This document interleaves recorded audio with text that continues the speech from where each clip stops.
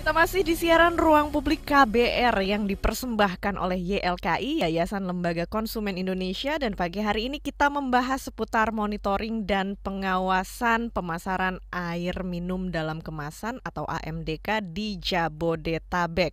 Bagi Anda yang ingin bergabung di siaran Ruang Publik KBR, silahkan menghubungi telepon bebas pulsa di 0800 245 7893 dan juga WhatsApp di 0812 118 8181. Pagi hari ini kita masih bersama dengan narasumber Bapak Tulus Abadi, Ketua Pengurus Harian YLKI, dan juga Ibu Arzeti Bilbina, anggota Komisi 9 DPR RI. Baik, kita kembali lagi untuk membahas seputar survei yang dilakukan oleh YLKI seputar air minum dalam kemasan. Ini bisa dilanjutkan lagi ya Pak Tulus, selain tadi temuan atas pengangkutan air minum dalam kemasan, apalagi temuan yang berhasil dilakukan oleh YLKI? Iya, baik. Terima kasih Mbak Ines dan juga Mbak Arzeti yang telah hadir di diskusi ini. Selain tadi pengangkutan ya, karena kan ketika dari pabrikan kemudian diangkut, itu kan pasti harus diangkut dengan berbagai cara. Nah, premis dasarnya adalah pengangkutan itu tidak boleh terpapar sinar matahari, jadi harus tertutup ya, apakah dengan mobil bak secara tutup atau minimal dengan terpal. Nah, tetapi tadi saya katakan 61% masih diangkut secara terbuka dengan truk terbuka, artinya di jalan pasti terpapar sinar matahari dan juga mungkin kehujanan, debu dan lain sebagainya. Dan kemudian setelah sampai tujuan, sampai titik yang dia tuju, apakah di supermarket atau di toko, itu juga dari survei yang ada di LKI itu memang mayoritas responden itu mengatakan bahwa penting untuk tidak terpapar sinar matahari ya. Artinya mereka sudah tahu ya agar produk AMDK apakah galon ataupun botol dan segala macam itu tidak terpapar sinar matahari. Mereka menganggap itu penting. Namun nyatanya masih ada sekitar, bukan sekitar nih, 45% yang beresiko terpapar sinar matahari dan 14% terpapar matahari langsung ya. Itu yang kemudian kita sangat khawatir dengan keterpaparan sinar matahari itu, yang tadinya botol AMDK, apakah juga galon guna ulang, istilah teknisnya adalah galon ulang-ulang yang tadinya sudah standar bagus dari pabrikan, tapi ketika didistribusikan, kemudian dipajang, dipasarkan, terpapar berbagai khususnya sinar matahari.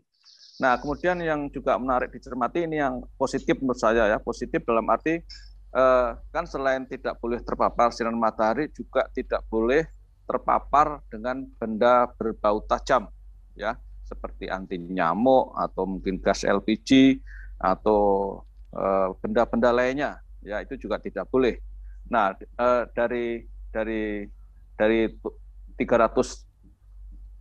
toko yang disurvei oleh tim YLKI, memang hasilnya cukup positif dalam arti yang terpapar hanya 17 toko ya, yang terpapar hanya 17 toko dari 300 sekian toko tadi ya, dan yang tidak terpapar jauh lebih banyak. Nah, ini saya kira poin terpenting terkait dengan benda tajam ya. Sekali lagi bahwa potensi keterpaparan terhadap produk AMDK ini adalah sinar matahari tadi, karena sinar matahari jadi kalau kita beli misalnya ini Mbak, kalau saya pribadi dan juga mengedukasi konsumen, kalau kita membeli AMDK yang dijual terpapar sinar matahari langsung ya, dan kemudian airnya sudah hangat, itu sangat ketika kita minum itu sebenarnya sudah tidak layak minum ya. Iya. Tidak layak minum karena tadi ada kontaminasi biji-biji plastik yang telah lebur di dalam air tersebut dan kemudian masuk ke dalam tubuh kita. Nah, kita sering itu melihat apakah di pinggir jalan, di kaki lima atau di warung-warung, di mana produk-produk AMDK itu ibarat kata dijemur ya, berjam-jam, berhari-hari, tapi kita beli. Atau juga kadang kita juga di mobil ya, di dalam mobil kita taruh, mobilnya parkir di tempat panas, kemudian AMDK atau air isi ulang yang kita bawa itu juga sudah panas. Nah, kalau sudah panas ya lebih baik dibuang. Nah, ini yang saya kira betapa pentingnya aspek distribusi dan juga pemajangan terkait dengan sinar matahari dan juga benda tajam. Nah, benda tajam itu bukan pisau atau apa tadi ya, berbau tajam ya. Ini penting karena itu juga terpapar. Nah, sayangnya juga dari temuan itu memang masyarakat juga atau konsumen tahu terhadap proses petunjuk penyimpanan AMDK itu.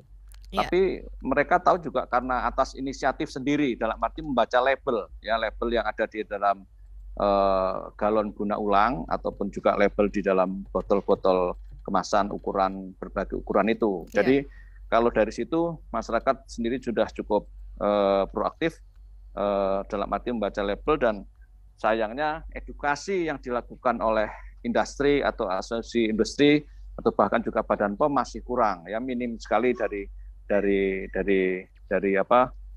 edukasi yang diberikan oleh asosiasi maupun industri. Padahal industri ini atau juga asosiasi industri itu punya tanggung jawab untuk mengedukasi mitra-mitra bisnisnya bagaimana agar mereka menjual produk AMDK-nya secara benar, ya. Karena sekali lagi ketika tidak dipajang, tidak didistribusikan dengan benar, maka resiko produk itu menjadi tidak sehat, menjadi tidak standar, itu sangat-sangat besar. Dari pabrikannya sudah betul, sudah bagus, sudah layak minum, tapi ketika didistribusi di jalan dan segala macam, ada potensi-potensi cemaran itu.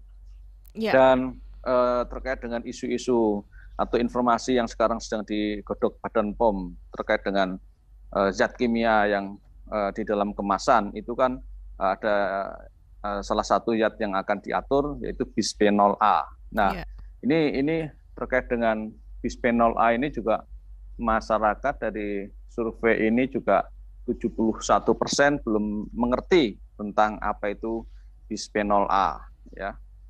Nah, jadi pada dasarnya kan plastik kemasan ini kan juga menjadi bagian yang terpenting juga, selain konsumsi bahan baku airnya layak minum, tapi juga kemasannya, plastik kemasan kalau kita bicara plastik tadi juga harus layak dalam arti food grade, ya food grade, dan kemudian ada tanda tara pangan di dalam kemasan itu.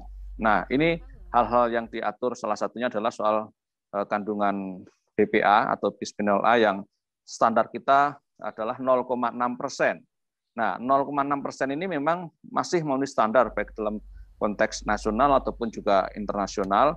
Tetapi tadi kalau kemudian proses pendistribusiannya, proses pemajangan dan proses penyimpanannya tidak benar, ini bisa skor 0,6 ini bisa naik.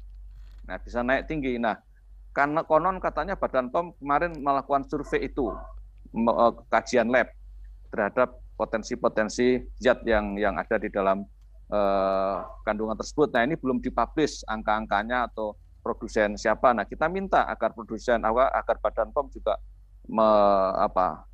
kemarin saya kira Mbak Eryati juga sudah bilang agar Badan POM mengeksposur, menyampaikan kepada publik terkait dengan hasil temuan itu, ya, sehingga nanti kita ada kepastian sebenarnya berapa kandungan BPA di dalam air AMDK yang kita konsumsi itu, apakah masih memenuhi standar atau sudah melewati batas standar. Kalau dari standar pabrikannya masih memenuhi standar, kita cukup baik 0,6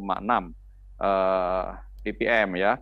Tapi ketika di jalan, disimpan segala macam tidak baik, seperti yang tadi kita sampaikan, potensi angka itu naik dan melewati skor yang ditentukan itu sangat besar. Nah, kita minta Badan POM untuk menyampaikan itu ke publik dari hasil uji lab atau kajian yang dilakukan, sehingga kita sebagai konsumen punya hak atas informasi yang lebih clear terhadap fenomena ini. Baik. Demikian Mbak Ines. Iya, ini memang ternyata keterkaitannya antara pengangkutan, distribusi air mineral ini ya Pak, air minum dalam kemasan terkena paparan dari matahari misalnya, ini bisa menyebabkan meningkatnya angka-angka polutan bisa dibilang ya di dalamnya ya Pak ya?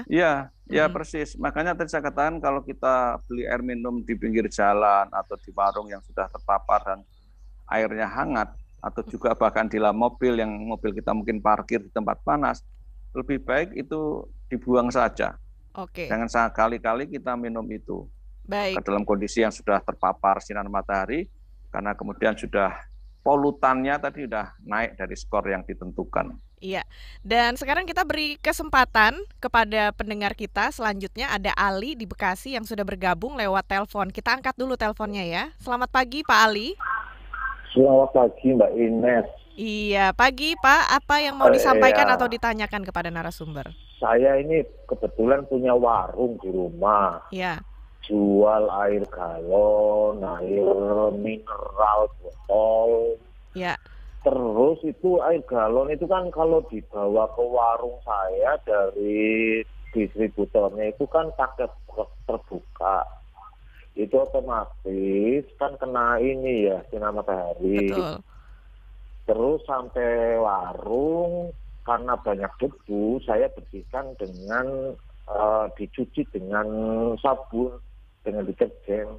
Iya, Iya, itu oke. bagaimana? Berbahaya enggak ya? Terima kasih. Oke, baik. Terima kasih Pak Ali sudah bergabung di siaran Ruang Publik KBR dan nanti bisa ditanggapi ya oleh Pak Tulus dan kita juga akan lanjutkan berbincang-bincang dengan Ibu Arzeti Bilbina dari DPR RI. Tapi sebelumnya kita harus jeda dulu sejenak dan bagi Anda yang ingin bergabung di Ruang Publik KBR, silakan menghubungi telepon bebas pulsa di 0800 245 7893 atau Anda juga bisa bergabung lewat WhatsApp di 0812 118 8181. Dan siaran Ruang Publik KBR akan kembali lagi setelah yang berikut ini.